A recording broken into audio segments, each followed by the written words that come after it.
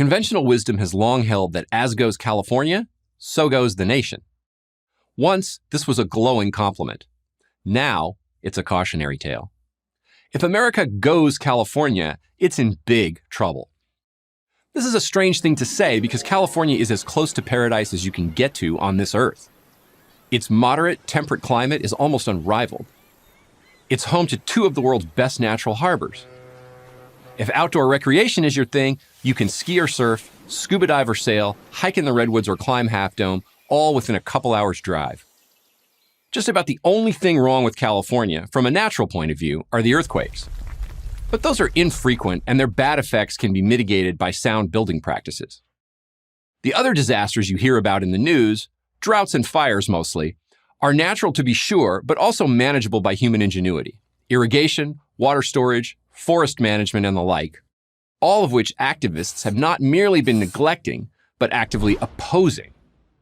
And there you have, in a nutshell, the triumph and tragedy of California.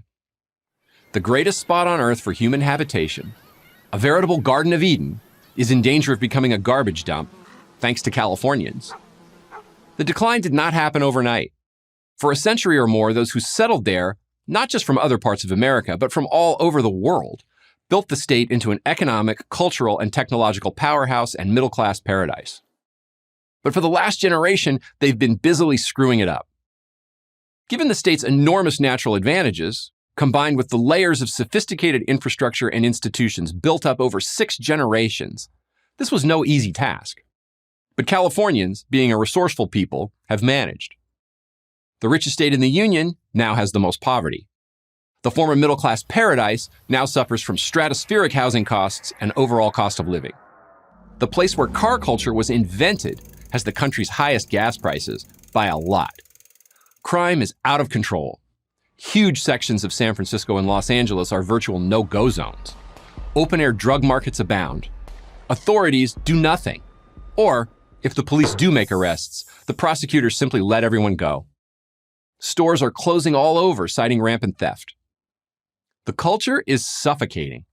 Carry the wrong type of shopping bag, drink through the wrong kind of straw, or call someone the wrong pronoun and expect to be ostracized or worse.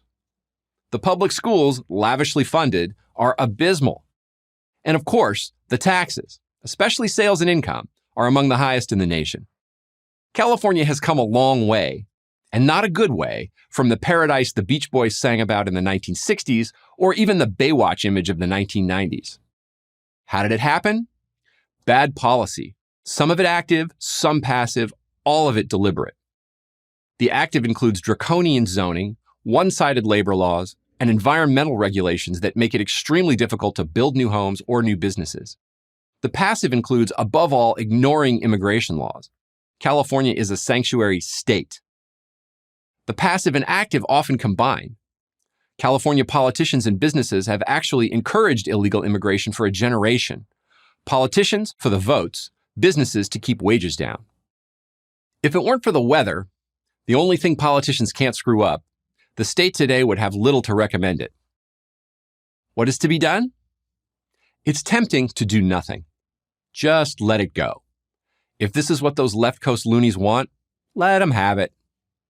And yet, California is still a part of America, part of our country and our civilization.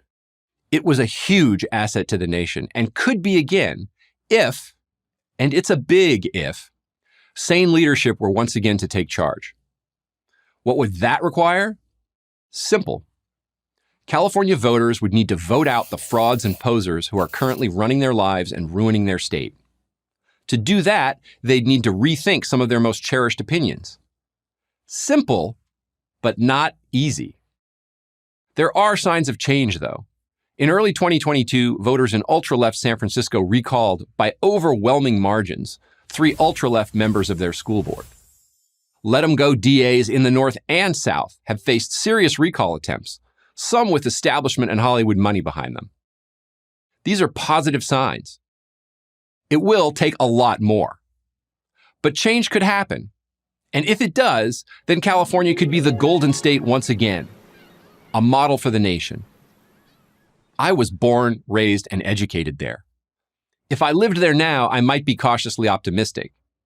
But I'd also be browsing real estate ads in Texas, Florida, and Tennessee.